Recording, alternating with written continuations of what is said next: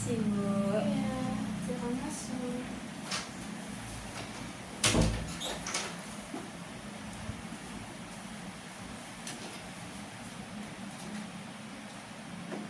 Halo Soal.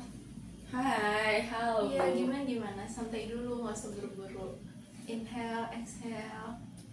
Aduh, oke Bu, aku datangnya telat. Tadi sebelumnya tuh ada organisasi mendadak. Terus abis itu aku juga kirain tuh ini bukan jadwal aku kan. Ini beneran saya ikut konseling Bu. Sebelumnya saya belum pernah ikut kayak gini.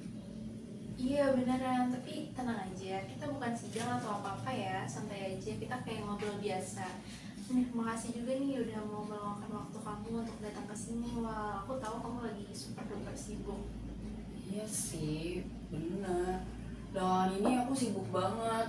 Tapi ada dosen aku bilang rekomendasi namanya Pak Randy. Nah Pak Randy tuh bilang coba deh kamu counseling, siapa tahu kamu dapet solusinya. Ya udah deh aku coba, siapa tahu aku beneran dapet solusinya. Wah, Pak Randy ya yang perhatian sama mahasiswanya. Nah, sebelum kita mulai, aku mau tahu dulu nih, mau ngasih tahu dulu nih hal yang penting. Apapun yang kita obrolin sekarang itu sifatnya rahasia. Aku nggak akan ceritain ini ke siapapun, termasuk ke Pak Randy ya. Kecuali ada hal-hal yang benar-benar mengancam keselamatan kamu. Oke? Oke, berarti ini aman dong. Berarti bersifat privasi kan Bu? Iya, aman banget. Nah, sebelum kita mulai, aku mau nanya dulu hal yang paling ringan. Gimana kondisi kamu hari ini? Tadi bilang habis rapat, capek nggak? Gimana ya Bu ya? Jujur, aku capek banget Bu. Aku benar-benar kayak nggak ada berhentinya gitu. Aku dari pagi, jam 7 pagi. Jam 7 pagi tuh aku kuliah, berangkat nih kuliah. Terus belum lagi ada telepon. Dan itu bilang, wah rapat dulu. Aku udah capek banget sih sebenarnya. Ya udah akhirnya aku datengin rapat. Rapat tuh aku kira tuh cuma 1 jam doang. Ternyata lebih dari 1 jam, 2 jam. Terus belum lagi nanti ketemu lagi sama temen yang ngajakin ngobrol buat tentang materi perkuliahan. Gimana dia nggak ngerti dan dia nanya sama aku. Udah nanya, abis itu aku pulang dong ingin aku kan udah selesai perkuliahannya tuh sampai jam 3 kan. Nah terus aku tuh kerja sore sampai dari jam berapa ya? Dari jam 4 sampai jam 7. Itu rasanya capek banget, Bu. Waduh, padat banget ya dari pagi. Kuliah, rapat BEM, terus langsung kerja. Itu kamu jalan terus tiap hari? Nggak tiap hari sih Bu, tapi tuh kadang kayak terdesak banget gitu. Belum lagi ada tugas kuliah yang deadline-nya hari itu juga atau enggak besok. Belum lagi nanti rapat BEM. Belum lagi nanti ada shift kerja. Biasanya shift kerja tuh aku tuh kayak kadang misalkan aku dapetnya sore, kadang tiba-tiba aku ganti shift tuh sama teman aku itu malam gitu kan. Aku juga bingung kan, dimana waktu malam tuh harusnya aku ngerjain tugas buat kuliah, ini aku harus kerja gitu. Dan aku bingung juga apakah abis pulang dari kuliah aku harus ngerjain tugas dulu, belum lagi nanti tiba-tiba wow ini belum dikerjain. Mana lagi aku itu kan yang ngurus BEM juga, aku capek banget Bu buat ngurus itu sendirian, dan aku nggak tahu caranya tuh harus kayak gimana gitu loh. Oke, kalau boleh ibu tanya, perasaan kamu tuh sekarang gimana ya? Boleh digambarin nggak? Gimana ya Bu ya, sejujurnya Bu, aku beneran pusing banget. Aku tuh nggak tahu mau cerita kayak gimana. Kayak aku harus ke sana, aku harus ke sini, aku harus ke sana, harus ke sini. Terus aku juga tuh nggak bisa kayak dikejar-kejar kayak gitu. Belum lagi tuh aku tuh capek banget orangnya. Terus aku tuh gampang banget yang namanya lelah. Belum lagi aku sampai rumah yang nggak tahu lah nanti harus ketemu orang-orang kayak gimana. Terus belum lagi pekerjaan, belum lagi deadline, belum lagi teman kelompok aku yang gak mau bantuin kerjain tugas itu sendiri. Padahal kan itu kan kelompok ya Bu. Terus apalagi nanti di BEM, coba di BEM aku selalu diteleponin mulu, dichatin terus di saat aku lagi sibuk ngerjain deadline aku. Ditambah lagi nanti kalau misalnya ada kerjaan, wah buruan dong. Aduh, dari situ Bu aku bingung banget dan aku capek banget dan kepala aku pengen meledak, jujur. Itu gambaran yang ngena banget sih Soal. Makasih ya udah sharing di sini. Aku seneng deh kamu bisa terbuka. Terima kasih Bu, aku juga sebenarnya senang sih bisa ngungkapin apa yang aku rasa dan aku pikirkan selama kehidupan aku sehari-hari ini yang jujur padat banget. Dan aku tuh beneran kayak aku aku mau ngeluh tapi mau ngeluh ke siapa? Kalau aku bilang aku ngeluh, kamu tuh ngeluh mulu, nggak bersyukur. Orang-orang malah ngejawab kayak gitu. Padahal Bu, aku tuh sejujurnya aku tuh pengen ngungkapin aja apa yang aku rasa dan aku pikirkan. Kenapa sih ya orang-orang tuh selalu berpikiran kayak gitu? Aku nggak suka deh, kesel. Untungnya ada konseling kayak ibu, jadi aku suka. Terus aku bisa ngungkapin apa yang aku rasa, apa yang aku pikirkan tanpa ibu judge. Terima kasih. Terima kasih juga soal. Nah itu langkah yang berani banget lo datang ke sini dan ngakuin kalau kamu tuh butuh bantuan. Banyak orang yang nggak sampai ke sini. Jadi aku di sini tuh buat dengerin kamu, bukan untuk ngejudge ya. Kayaknya saya tadi udah motong pembicaraan saya. Terima kasih ya Bu sebelumnya. Gak apa-apa soal. Tadi kamu bilang ngerasa lari-larian gak jelas. Aku pengen ngerti lebih dalam deh dari semua yang kamu jalani sekarang. Kuliah, BEM, terus kerja. Mana sih yang paling bikin kamu kewalahan? Kalau menurut aku pribadi ya Bu, semuanya itu terasa berat buat aku. Tapi kalau harus pilih salah satu, kayak aku nggak bisa deh. Soalnya itu dua-duanya berat tanggung jawab. Kuliah sama kerja itu benar-benar kombinasi yang complicated banget. Soalnya dua-duanya itu punya deadline dan konsekuensi yang nyata gitu. Belum lagi nanti aku kuliah BEM ya kan, itu harus ada tanggung jawabnya. Kalau misalkan aku datangnya telat, pasti nanti teman-teman aku bakal protes, dan mau nggak mau ya aku harus terima kan hal itu gitu. Bisa cerita yang lebih lanjut dulu nggak soal kuliah kamu? Gimana kondisinya sekarang? Kalau misalkan diceritain ya Bu, soalnya nilai aku dari kemarin itu sempat anjlok. Terus ada 2 mata kuliah yang ini tuh bener-bener kayak hampir nggak lulus. Makanya aku tuh dapet peringatan sama Pak Randy. Makanya itu juga Pak Randy nyaranin aku buat konseling sama ibu. Nah terus juga di semester ini tuh aku udah coba fokus Bu. Tapi gimana ya Bu, kalau misalkan aku harus fokus, tapi kesibukan aku nih kayak kerja, terus ada BEM dan yang lain-lainnya, itu kayak ngeganggu fokus aku tuh. Jadi agak susah buat fokusnya gitu. Jadi kayak kecapean, terus susah fokus dan nilainya turun, itu pasti bikin kamu frustasi banget ya. Gimana waktu kamu tahu nilai kamu jelek? Jujur, aku ngerasa kayak agak sedih sih, karena emang dari awal tujuan aku pertama kuliah tuh aku tuh semangat banget buat yang kuliah untuk mendapat nilai IPK yang tinggi itu aku semangat banget. Tapi kayak mendekati akhir gitu, aku tuh kayak ngerasa kok kayak anjlok, kayak terus kok aku kayak ketinggalan gitu sama teman-teman aku gitu. Jadi ngerasa gagal padahal kamu udah berusaha keras. Itu pasti berat banget ya dirasain. Lalu soal kerja part time kamu kerja sebagai apa dan kenapa kamu mutusin kerja di tengah padatnya jadwal kuliah dan organisasi kamu? Jadi gini Bu, saya tuh sebenarnya anaknya tuh suka jajan, suka pengen beli ini, pengen beli itu. Pas banget, pas itu ada lowongan kerja tuh, dan itu mahasiswa kan biasanya, ya udah tuh, wah barista, saya coba-coba tuh. Nah saya mencoba jadi barista. Biasanya aku tuh shiftnya itu Bu dari sore sampai malam, dan itu tuh biasanya tuh 4 hari dalam seminggu. Kenapa kerja? Karena itu tadi, saya suka jajan, saya suka pengen ini, pengen itu. Terus juga aku tinggal di kos-kosan, rasanya kayak gak enak gak sih Bu, kayak apa-apa minta sama orang tua mulu. Jadinya aku tuh kayak cari cara, aku cari solusi. Ada kerja nih, yaudah aku ambil apapun itu sebenarnya. Tapi ya dapetnya barista ya udah, dapet ya udah aku kerja jadi barista gitu. Jadi ada alasan yang sangat konkret ya, yaitu kemandirian finansial. Nah itu bukan sesuatu yang bisa diabaikan ya. Kalau boleh aku tanya, gimana dengan kehidupan pribadi kamu, teman-teman kamu, hobi, waktu untuk diri kamu sendiri?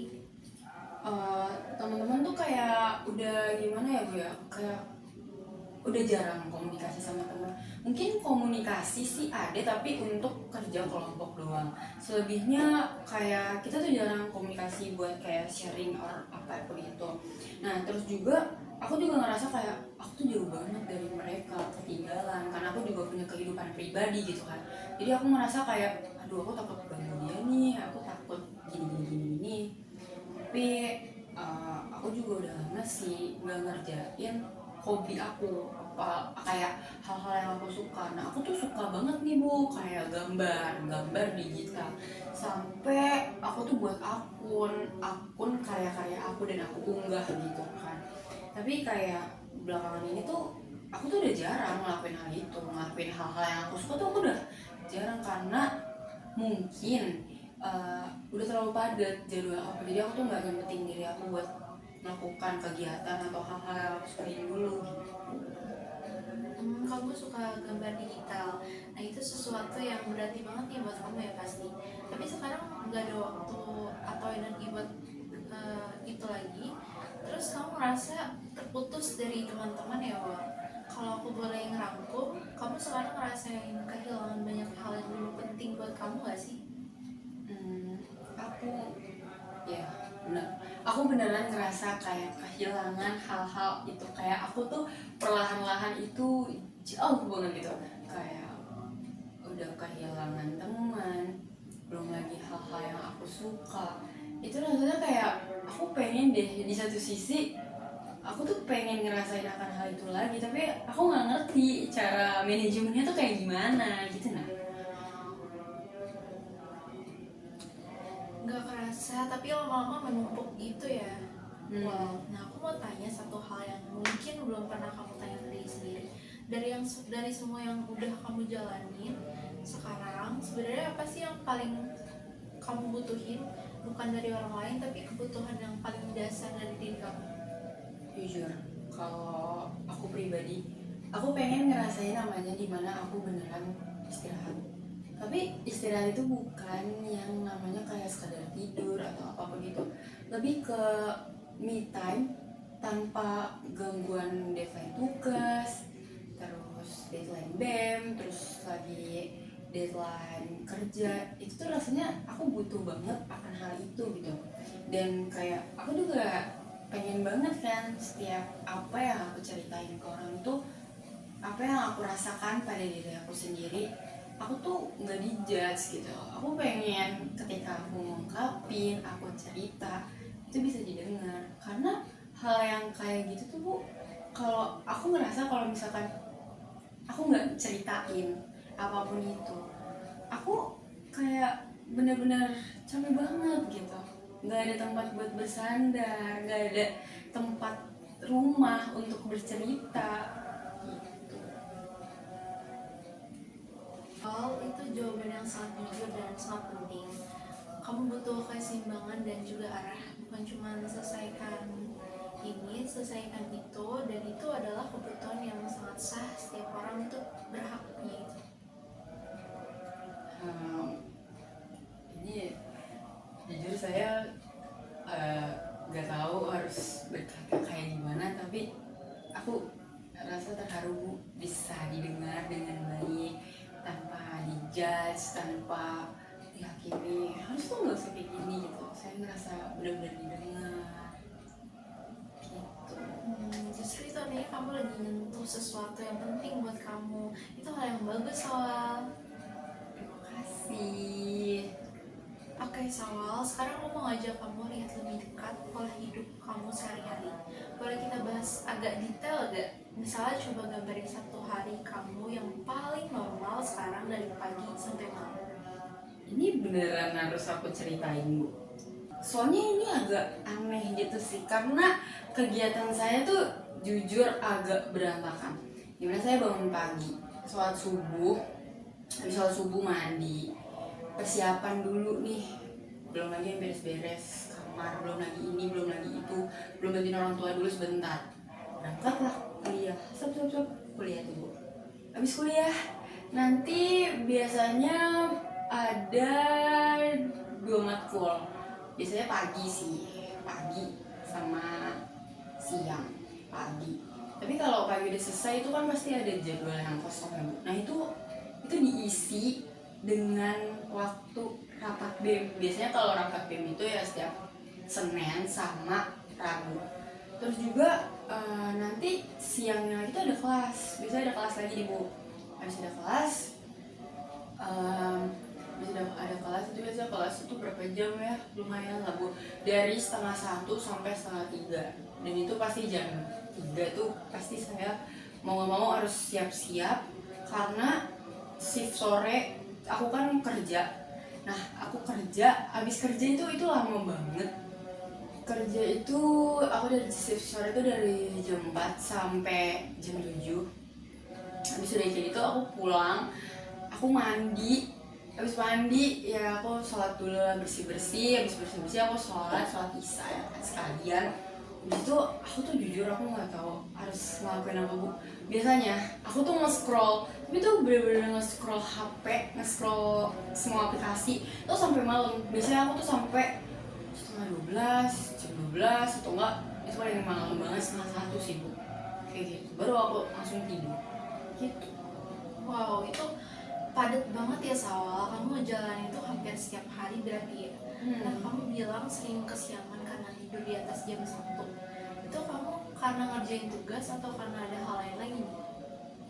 Biasanya itu gabungan Bu. Biasanya kalau misalkan habis kerja nih, mau nggak mau sih aku istirahat dulu ya Bu, kayak anak muda biasalah scroll TikTok. Tapi di saat scroll TikTok tuh kayak aku lama-lama keasikan scroll TikTok sampai pada akhirnya aku lupa harus ngerjain tugas aku, dan mau nggak mau aku tuh kayak tidurnya telat gara-gara abis scroll TikTok keinget oh iya ada tugas yang belum, akhirnya aku kerjain pada malam itu juga. Dan biasanya Bu aku nggak cuma sampai jam 1, biasa kadang aku setengah 2 itu udah tidur karena ngerjain tugas yang kayak itu deadline gitu. Jadi aku kayak tidurnya selalu telat dan bangunnya selalu kesiangan. Itu sebenarnya reaksi yang sangat umum. Otak kamu tuh overstimulate, terus susah buat nge-switch off. Kamu pernah sadar nggak seberapa banyak tuh yang menguap ke aktivitas kamu itu, scroll HP, nonton atau games? Gitu aku nggak pernah sadar sih ya Bu ya. Biasanya kalau habis ngapa-ngapain ya, misalkan hari Senin aku kerja, Selasa kan aku nggak kerja, dan itu aku pulangnya sore. Kadang sore itu juga di switch sama pergantian mata kuliah. Biasanya mata kuliah itu ada yang siang sore, ada yang pagi sore gitu. Jadi pas sore nih ya pulang kerja, saking capeknya ya udah gitu kayak scroll TikTok atau Instagram yang order. Terus sama aku juga main game gitu. Main game juga kadang aku kayak sampai lupa sama waktunya gitu. Jadi kayak aku udah keasikan, tiba-tiba udah jam 9, tiba-tiba udah jam 10. Oh iya aku belum ngerjain tugas. Oh iya belum lagi ada tiba-tiba telepon dari ketua BEM buat nyuruh aku ngerjain ini itu gitu. Oke, jadi kayak ada siklus yang berulang gitu ya, kelelahan, lari dari HP, terus hiburan, makin malam makin kesiangan, kelelahan lagi. Itu kedengaran yang akurat gak sih? Kalau dibilang sih iya lagi, bener, kayak itu tepat banget. Sampai aku sendiri tuh kayak ini siklusnya kayak gini ya, kok nggak berubah? Apa ini karena lingkaran setan yang aku buat sendiri untuk diri aku sendiri? Dan aku tuh sampai kayak aku udah nyaman kayak gini, sampai aku mau bangkit lagi untuk aktivitas yang kayak jangan kayak gini sih, kayak jangan kayak gini lah gitu, yang lain gitu aktivitasnya, baca buku kah atau buat artikel kah atau apa gitu, kayak gitu. Nah, lingkaran setan ini tuh dan kamu sudah di situ terus berapa lama atau kira-kira? Itu tuh udah lumayan lama sih Bu. Kan ini kan aku udah memasuki semester 6 ya. Dan itu tuh udah dimulai dari semester 3. Semester 3 itu kayak waktu aku mulai masuk kerja sama masuk BEM, itu kan bersamaan. Dan sebelumnya sih aku ngatur waktu oke aja, karena kan aku kan fokusnya kan di situ tuh kayak cuma ngerjain deadline tugas doang nih, kuliah sama ya nongkrong lah sama teman-teman karena ada waktu buat sharing atau apapun itu, gimana kita ngerjain ini atau nggak tugas kelompok. Nah kayak itu Bu.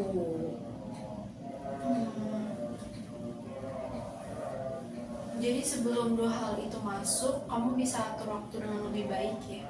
Menarik. Well, aku mau tanya soal BEM juga. Kenapa kamu mutusin masuk organisasi? Padahal kuliah dan kebutuhan finansial kamu tuh sudah menuntut banyak energi kamu. Pertama kan aku tuh kayak ngeliat BEM itu kayak aku tertarik gitu. Karena apa? Karena sosialisasi, bertemu dengan orang banyak. Terus ketika aku join gitu, aku ngerasa kayak hidup aku lebih berguna. Kayak cuma jadi mahasiswa yang kupu-kupu kuliah pulang itu rasanya membosankan, Bu. Akhirnya aku memutuskan untuk masuk ke BEM gitu karena aku suka. Terus di situ juga aku ketemu banyak orang, aku banyak belajar hal-hal baru, kemudian aku itu bisa berkontribusi dan aku bisa menjadi bagian terpenting di BEM tersebut gitu. Terus waktu pertama masuk BEM ya aku semangat banget karena aku pikir oh aku bisa kok ngehandle ini semua yang tadinya cuma mahasiswa yang dikejar deadline tugas, sekarang ada lagi nih buat tambahan kayak oh nanti ada tugas baru nih dari atasan ketua BEM atau apapun gitu. Jadi aku ngerasa kayak ada kegiatan baru yang membuat hidup aku lebih berwarna dan karena sebelumnya itu monoton, jadi ya dengan adanya aku ikut BEM, aku ngerasa ini tuh menjadi lebih berwarna, jadi nggak monoton hitam putih aja kehidupan aku kayak gitu. Jadi kamu ngerasa bisa nge-handle semuanya ya? Dan sekarang setelah berjalan beberapa semester, kenyataannya gimana? Aduh, kalau bisa dibilang, ternyata apa yang saya pikirkan dan apa yang realitanya terjadi itu benar-benar berbeda. Dan mungkin dengan harga yang mahal banget kayak kesehatan, terus nilai saya, terus waktu buat diri saya sendiri, itu kayak saya udah ngorbanin itu semua, tapi ternyata saya kewalahan sendiri. Saya nggak bisa ngehandle-nya itu kayak gimana gitu kan. Saya ngerasa kayak aku nyesel sih ngambil keputusan ini, tapi mau gimana lagi, ini adalah suatu konsekuensi yang udah aku ambil dan aku harus terima konsekuensi itu, dan ini adalah tanggung jawabku atas pilihan yang sudah aku buat gitu. Harga yang mahal itu frasa yang ngena banget sih Sawal. Dan dari semua yang kamu udah bayar itu, mana sih yang paling bikin kamu sesalkan itu? Jujur karena kan aku itu gampang banget lelah secara fisik, itu kesehatan, Bu.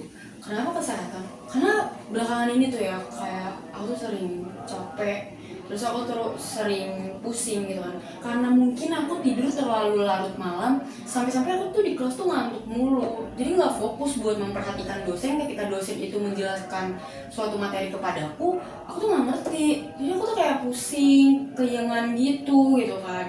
Terus juga kalau misalkan teman-teman panik gitu kan kayak ini Sawa kenapa gitu, kok dia kayak pengen pingsan gitu.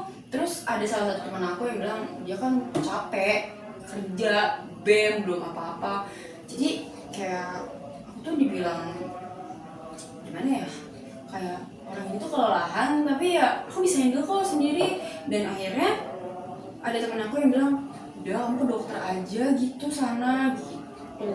Tapi sebenarnya aku takut sih kalau misalnya ke dokter, takutnya kena apa gitu. Pingsan di kelas itu pasti sangat mengejutkan dan menakutkan ya. Aku senang kamu bisa cerita itu artinya tubuh kamu tuh udah kasih sinyal yang cukup keras bahwa ada yang harus kamu ubah.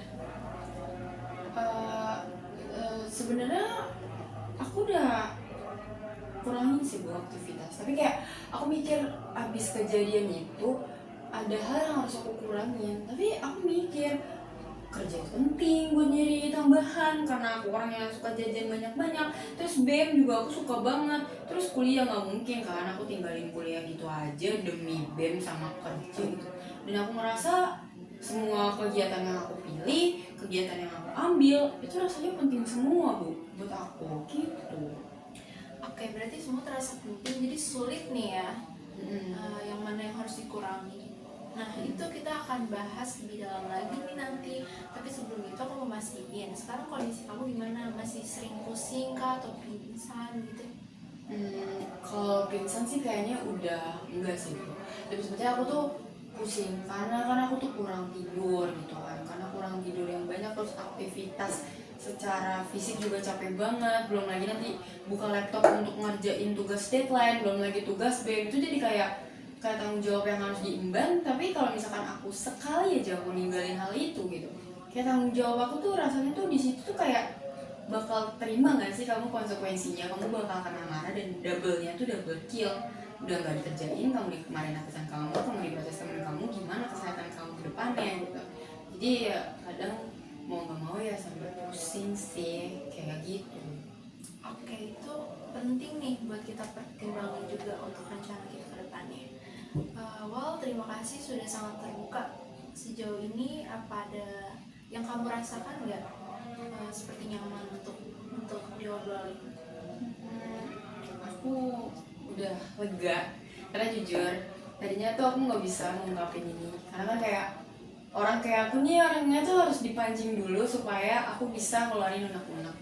Dan gimana caranya, dan untungnya ibu bisa ngeluarin unek-unek yang ada di dalam pikiran saya dan juga perasaan saya. Jadi kayak aku tuh di sini tuh kayak nafas dulu sebentar gitu untuk relaksasi diri aku sendiri gitu loh Bu. Tuh. Awal ibu mau ngajak kamu bikin sesuatu yang mungkin jarang kamu lakuin karena kamu terlalu sibuk berlari, boleh? Boleh Bu, silahkan. Oke, kalau kamu bayangin hidup yang ideal buat kamu, bukan yang sempurna nih, tapi yang bikin kamu ngerasa ini hidup yang aku mau, itu kira-kira kayak gimana? Hidup ideal ya Bu, yang aku mau tuh ideal menurutku tuh adalah ketika aku itu kuliah tapi nilainya tetap bagus, terus ketika aku ikut organisasi aku tuh aktif juga kan di situ, terus tuh yang terpenting adalah aku nggak sampai lupa sama siapa diri aku yang sebenarnya. Terus juga aku kerja dan itu cukup buat kebutuhan diri aku sendiri, nggak sampai nguras tenaga. Dan aku punya hobi yang dulu pernah aku jalanin, yaitu suka gambar digital, dan itu bisa aku kembangin lagi kayak gitu. Kedengarannya sangat manusiawi. Kamu gak minta jet pribadi atau istana, kamu cuma minta keseimbangan. Itu realistis banget. Sekarang dari semua yang ada di hidup ideal kamu itu, kuliah yang baik, organisasi, kerja, gambar, tidur yang cukup, itu kamu harus rutin dari yang paling penting sampai yang bisa dikorbankan. Gimana urutannya? Pertama, bagi aku kuliah sih Bu, karena itu kan penting banget, karena itu adalah destiny aku, tujuan aku yang utama. Kedua juga kesehatan diri aku, mental aku, karena kan udah sering nih aku tuh sempat sering pingsan kan kalau misalkan ada kelas. Nah terus abis itu kerja, karena itu sih sebenarnya opsional sih Bu, tapi karena kan aku pengen ya punya pegangan gitu kan, kebutuhan finansial secara nyata buat biar aku tuh nggak minta terus gitu sama orang tua aku gitu. Terus yang keempat, dengan adanya BEM organisasi, nah itu juga sebagai urutan juga. Dan yang terakhir tuh aku bisa bersosialisasi dan punya hobi gitu, melanjutkan hobi aku gitu loh. Oke, itu urutan yang kamu buat sendiri ya. Kuliah, kesehatan, kerja, organisasi, dan kehidupan sosial. Kalau kamu lihat keseharian kamu sekarang, apakah hidup yang kamu jalani ini sudah sesuai dengan urutan prioritas yang baru saja kamu sebutin?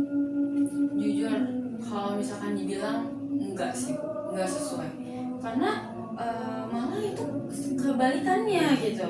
Kenapa kebalikannya? Karena kan organisasi itu sering aku dahuluin gitu, karena kayak udah capek kuliah. Sebenarnya jujur aku capek banget, tapi gimana ya, ini juga tanggung jawab aku dan ini kewajiban aku. Jadi ya aku sering banget mengorbankan kesehatan aku, dan kuliah ini juga kayak nggak stabil gitu loh, nggak apa ya, nggak maksimal, jadi setengah-setengah gitu aku ngelakuinnya, ternyata kayak gitu. Kamu sendiri yang menyimpulkan itu, dan itu butuh keberanian untuk jujur ke diri sendiri. Gimana perasaan kamu waktu kamu menyadari itu?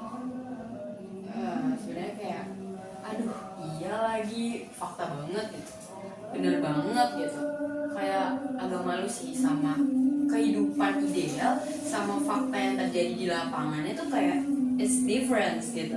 Kok bisa ya aku tuh nggak pernah sesadar itu gitu selama ini gitu, lumayan agak lama gitu kalau bisa dibilang gitu. sadar karena kamu tuh terlalu sibuk survival.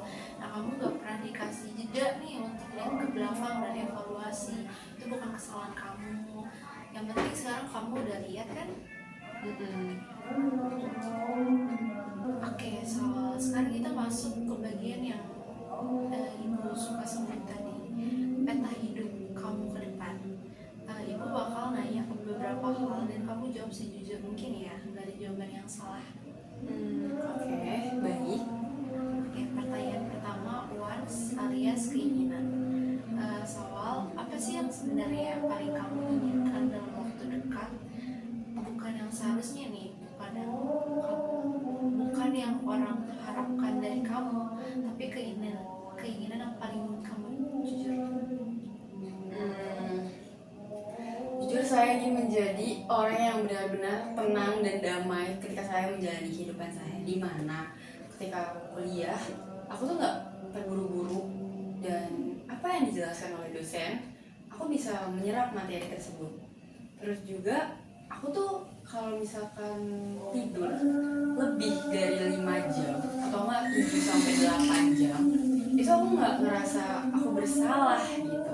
Terus juga aku tuh pengen banget gitu, setiap perkuliahan aku tuh nggak cuma duduk doang sambil ngantuk gitu, aku juga pengen gitu ngerasain yang namanya ketika dosen menjelaskan aku itu masuk gitu materinya. Dan juga aku pengen punya dimana minimal 1 hari aja dalam seminggu aku tuh bisa melakukan hal apapun yang aku sukai tanpa rasa bersalah, tanpa mengurangi kegiatan-kegiatan yang sudah ada sebelumnya gitu. Itu bagus banget, soal itu bukan keinginan yang lebay. Nah, itu keinginan yang sangat wajar. Sekarang pertanyaan kedua, doing alias apa yang kamu lakukan dari keinginan itu, apa yang selama ini kamu lakuin untuk mewujudkannya? Jujur hampir nggak ada. Aku lebih banyak kepalanya tuh ngeluh terus, tapi aku tuh nggak take action gitu. Aku nggak take action. Pernah gitu sekali aku buat jadwal gitu kan, ada kayak nanti aku harus ngerjain tugas deadline dulu, terus nanti tugas BEM dulu, nanti persiapan proposal buat nyerahin sesuatu dulu gitu kan. Tapi pas aku coba ternyata aku nggak ngelakuin hal itu, aku malah mengabaikan hal tersebut gitu. Jadi pernah coba bikin jadwal tapi nggak jalan. Nah, kenapa menurut kamu itu nggak jalan? Karena aku terlalu mengidealkan hal tersebut tanpa aku merealisasikannya. Jadi aku tuh cuma buat itu tuh ideal, bagus, tapi aku hanya nuntut doang sama diri aku sendiri tanpa yang namanya aku lakukan kan sama aja bohong, Bu. Itu juga bagi aku aduh mepet banget, detail banget. Itu jadwalnya tuh benar-benar kayak apakah aku ini robot? Aku juga manusia yang membutuhkan waktu beberapa jam untuk istirahat, untuk konsentrasi, untuk relaksasi, dan untuk kabur, maksudnya untuk apa ya namanya, untuk menghilang sejenak, untuk relaksasi diriku sendiri, me time gitu loh. Dan ketika ada satu hal yang kacau gitu, aku ngerasa jadwalnya itu jadi runtuh dan aku ngerasa aku gagal. Terus ya udah deh, nggak aku lanjutin. Jadi aku ngerasa kayak aku yang buat, aku yang melanggar, aku yang mengabaikan itu, kayak aku ngerasa bersalah sama diri aku sendiri. Jadi jadwal yang terlalu runtuh terus akhirnya jadi rapuh ya. Nah, itu insight yang bagus banget soal. Lanjut ke pertanyaan ketiga, itu evaluate alias evaluasi. Kalau kamu lihat secara jujur, apakah cara yang kamu jalanin sekarang ini, lari-larian, tidur kurang, semua dikerjain tapi nggak ada yang maksimal, apakah itu membawa kamu lebih dekat atau lebih jauh dari yang kamu inginkan? Sejujurnya Bu, aku ngerasa itu bikin aku makin jauh dan bikin aku tuh jadi hilang arah. Dan aku tuh semakin kayak nge-push diri aku kayak ayo buruan, kita ngelakuin ini, kita ngelakuin itu gitu. Aku harus terpaksa melakukan hal tersebut gitu. Terus juga kalau dilihat-lihat, dikilas balik, kok jadi nilai aku jadi berantakan, makin hari makin lama gak konsentrasi gitu. Dan aku juga kayak ngerasa kok aku terlalu menekankan diri aku banget ya. sampai aku tuh nggak ngasih waktu buat kebahagiaan diri aku sendiri untuk melakukan hal-hal apa yang aku sukai gitu, seperti menggambar. Terus gambarnya itu diposting di sosial media, itu kan adalah salah satu kebahagiaan yang aku pengen. Tapi kayak ketika aku melakukan hal tersebut, kenapa ya rasanya tuh aku kayak bersalah banget gitu. Apakah itu artinya cara yang sekarang tuh kayak aku udah coba dan itu gak berhasil gitu. Oke, itu kamu sendiri yang menilai dan itu penting banget Wal, bukan aku yang bilang cara kamu itu salah. Kamu bisa melihat diri kamu sendiri bahwa cara itu belum membawa kamu tuh ke tempat yang kamu mau. Itu beda dan itu jauh lebih kuat karena datang dari diri kamu sendiri. Wal, masih ada satu hal yang aku rasa penting nih kita bahas sebelum sesi kita tutup, soal hubungan kamu dengan orang-orang di sekitar kamu, seperti teman, orang di BEM, dan juga keluarga. Hah? Gimana maksudnya? Ibu mau tanya soal kemampuan kamu bilang tidak ketika ada permintaan tambahan yang datang, entah dari BEM, teman, atau dari siapapun itu deh. Kamu gampang bilang enggak bisa atau kamu sering iyain dulu baru nyesel? Saya mah pasti nyesel dulu, Bu. Karena jujur, aku tuh orangnya nolak aja susah banget gitu, kayak enggak. Kayak aku ngerasa tuh itu tanggung jawab aku juga gitu. Terus aku juga ngerasa aku takut buat ngecewain orang. Terus yang pada akhirnya, pada endingnya, aku jadi kewalahan sama diri aku sendiri gitu. Aku jadi overwhelmed sama diri aku sendiri. Kayak gitu, Bu. Takut mengecewakan orang jadi kamu iyain aja gitu ya. Tapi akhirnya kamu kewalahan dan pekerjaan kamu pun jadi setengah-setengah juga pada akhirnya, dan itu akhirnya mengecewakan orang juga kan, cuma dengan cara yang berbeda. Iya sih, bener lagi. Kayak kalau aku iyain tapi kerjaan aku jadi nggak maksimal, terus sama aja kan kayak nggak bisa diandelin. Kan jatuhnya kayak gitu ya, Bu. Nah itu persis, jadi bilang tidak yang jujur itu sebenarnya lebih menghormati orang lain nih daripada bilang iya tapi nggak bisa dipenuhi.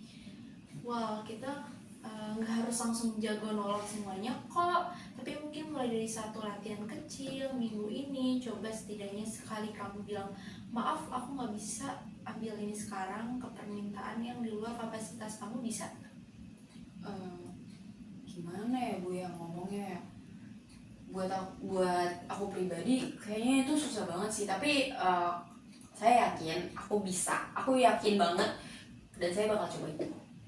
Oke, itu sudah lebih dari cukup. Mau coba itu yang paling penting. Satu hal lagi soal kerja, apakah ada kemungkinan kamu bisa bicara sama atasan kamu soal jadwal shift yang lebih fleksibel, terutama di minggu ujian? Aduh, kalau itu saya bingung sih, Bu, ngomong ke atasannya. Terus sama belum coba juga karena lingkungan di pekerjaan itu agak sedikit toksik sih. Tapi ya mau gimana, karena saya lebih prioritasin kerjanya dan dapat gajinya. Jadi kalau misalkan saya nggak bilang ya udah sih. Tapi takut dimarahin aja karena nggak profesional gitu kerjanya di tempat itu. Oke, meminta fleksibilitas jadwal dengan alasan yang jelas dan profesional itu sangat wajar. Wal, kamu bisa bilang sesuatu seperti minggu depan saya ada ujian yang penting nih, apakah ada kemungkinan aku bisa geser shift? Nah itu bukan meminta keistimewaan, tetapi itu komunikasi yang dewasa. Kayak gitu ya kedengarannya. Masuk akal sih, make sense.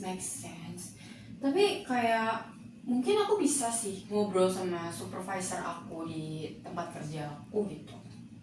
Bagus, itu juga bisa jadi salah satu langkah nih minggu ini. Dan soal Pak Randy, beliau nyaranin kamu kesini. Iya sih. Aku rasa pas itu kan karena Pak Randy itu udah ngeliat jadwal aku yang padat, terus beliau juga memperhatikan kenapa ya mahasiswa yang ini tuh kayak kok dua mata kuliah kok bisa sih sampai nggak lulus gitu. Akhirnya ya aku tuh disaranin sama Pak Randy buat konsultasi. Coba kamu konsultasi ke BK, kamu konseling sana, coba ada masalah apa dengan dirimu. Apa karena dirimu yang terlalu padat akan pekerjaanmu, aktivitasmu atau apa ya. Jadi mungkin beliau menyarankan aku untuk konseling, dan juga kalau bisa di di semester kedepannya itu lebih difokusin lagi gitu. Jangan sampai fokusnya tuh buyar karena udah ada aktivitas lainnya gitu loh, Bu. Bagus awal kamu mulai membangun tim support kamu sendiri, konsultasi akademis sama Pak Randy, dan kamu tetap bisa balik ke sini kalau butuh ngobrol lagi nih, kamu gak sendirian Wal. Oke, Ibu, terima kasih. Sekarang kita sudah bicara cukup dalam nih hari ini. Ada beberapa hal yang muncul soal jurusan, soal hubungan, dan soal orang tua, ataupun soal jaringan dukungan kamu. Ini semua bisa kita eksplorasi lebih jauh di sesi berikutnya. Sebenarnya sih kayak agak nggak nyangka sih, Bu, aku bisa ngungkapin hal-hal yang benar-benar buat aku ini kayaknya, aduh ini berat banget buat diungkapin. Kayaknya selain Dina aku nggak bakal bisa diceritain. Dan ternyata aku bisa ngungkapin itu ke orang lain, kayak Ibu misalkan gitu. Kayaknya satu sesi nggak cukup deh, Bu. Besok-besok ada part 2, bisa nggak sih, Bu? Waduh, iya emang gitu kerjanya soal konseling itu. Setiap sesi membuka pintu baru. Sebelum kamu benar-benar pergi, Ibu mau minta satu hal. Minggu ini selain 3 komitmen yang tadi kita sepakati, tidur teratur, blok belajar, hubungi Dina nih hanya untuk menyapa, bisa? Bisa, saya bakal coba itu. Serius, kali ini makasih banyak, Bu. Serius, jujur, karena hari ini tuh feelsnya tuh different banget kan. Kayak aku rasanya tuh lebih lega banget gitu kan. Tapi juga pasti banyak sih, Bu, perlu banget proses gitu kan. Iya, itu tanda sesi yang baik ya Wal. Bukan semua terjawab, tapi kamu pulang dengan lebih banyak kesadaran dari sebelumnya. Oke, jaga diri kamu baik-baik ya. Ingat, satu langkah kecil hari ini tuh sudah sangat berarti loh Wal. Ya, Bu. Siap, terima kasih. Terima kasih juga Sawa. Sampai bertemu dengan minggu depan ya, Ibu. Ya, Bu, aku pulang dulu. Terima kasih banyak, Ibu. Silakan.